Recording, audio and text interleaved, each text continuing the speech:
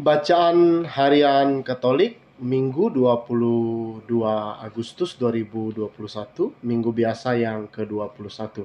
Dalam nama Bapa, Putra dan Roh Kudus. Amin. Bacaan pertama, kami akan beribadah kepada Tuhan sebab Dialah Allah kita. Pembacaan dari kitab Yosua. Menjelang wafatnya, Yosua mengumpulkan semua suku Israel di Sikem. Dipanggilnya para tua-tua, para kepala, hakim, dan para pengatur pasukan Israel. Mereka berdiri di hadapan Allah. Maka berkatalah Yosua kepada seluruh bangsa itu, "Jika kamu menganggap tidak baik untuk beribadah kepada Tuhan, pilihlah pada hari ini kepada siapa kamu akan beribadah. Kepada dewa-dewa yang kepadanya nenek moyangmu beribadah di seberang sungai Efrat, atau kepada dewa orang Amori yang negerinya kamu diami ini. Tetapi aku dan seisi rumahku, kami akan beribadah kepada Tuhan."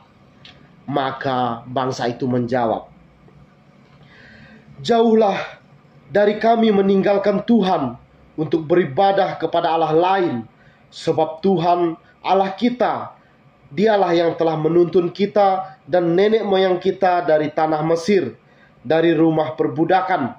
Dialah yang telah melakukan tanda-tanda mujizat yang besar di depan mata kita sendiri, dan yang telah melindungi kita sepanjang jalan yang kita tempuh. Dan di antara semua bangsa yang kita lalui, kami pun akan beribadah kepada Tuhan, sebab Dialah Allah kita." Demikianlah sabda Tuhan. Bacaan kedua, rahasia ini sungguh besar. Yang kumaksudkan ialah hubungan Kristus dan jemaat. Pembacaan dari surat Rasul Paulus kepada jemaat di Efesus. Saudara-saudara, hendaklah kamu saling merendahkan diri dalam takut kepada Kristus. Hai istri, tunduklah kepada suamimu seolah-olah kepada Tuhan, sebab suami adalah kepala istri, dialah yang menyelamatkan tubuh. Karena itu, sebagaimana jemaat tunduk kepada Kristus, demikianlah pula lah istri hendaklah tunduk kepada suami dalam segala sesuatu. Hai suami, kasihilah istrimu sebagaimana Kristus telah mengasihi jemaat dan telah menyerahkan diri bagi jemaat untuk menguduskannya setelah menyucikannya dengan air dan firman. Maksudnya ialah supaya dengan demikian Kristus menempatkan jemaat di hadapannya dalam keadaan cemerlang, tanpa cacat atau kerut atau yang serupa itu, tetapi kudus dan tidak bercela. Demikian pula suami harus mengasihi istrinya seperti tubuhnya sendiri. Maka yang mengasihi istrinya mengasihi dirinya sendiri. Sebab tidak pernah orang membenci tubuhnya sendiri. Sebaliknya ia merawat dan mengasuhnya seperti Kristus terhadap jemaat, karena kita adalah anggota tubuhnya. Karena itu laki-laki akan meninggalkan ayah dan ibunya dan bersatu dengan istrinya, sehingga keduanya menjadi satu daging. Rahasia ini sungguh besar. Yang kumaksudkan ialah hubungan Kristus dengan jemaat.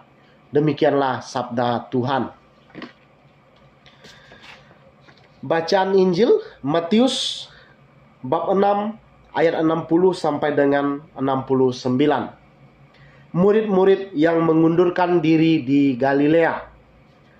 Sesudah mendengar semuanya itu, banyak dari murid-murid Yesus yang berkata, "Perkataan ini keras, siapakah yang sanggup mendengarkannya?" Yesus yang di dalam hatinya tahu bahwa murid-muridnya bersungut-sungut tentang hal itu, berkata kepada mereka, "Adakah perkataan itu menggoncangkan imanmu? Dan bagaimanakah jikalau kamu melihat Anak Manusia naik ke tempat di mana ia sebelumnya berada? Rohlah yang memberi hidup. Daging sama sekali tidak berguna. Perkataan-perkataan yang kukatakan kepadamu adalah roh-roh dan hidup. Tetapi di antaramu ada yang tidak percaya." Sebab Yesus tahu dari semula siapa yang tidak percaya dan siapa yang akan menyerahkan dia. Lalu ia berkata, "Sebab itu telah kukatakan kepadamu, tidak ada seorang pun dapat datang kepadaku kalau Bapa tidak mengaruniakannya kepadanya." Mulai dari waktu itu banyak murid-muridnya mengundurkan diri dan tidak lagi mengikut dia. Maka kata Yesus kepada ke-12 muridnya, "Apakah kamu tidak mau pergi juga?" Jawab Simon Petrus kepadanya, "Tuhan, kepada siapakah kami akan pergi?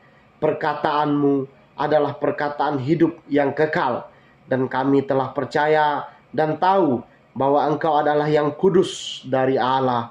Demikianlah sabda Tuhan. Syukur kepada Allah dalam nama Bapa, Putra, dan Roh Kudus. Amin.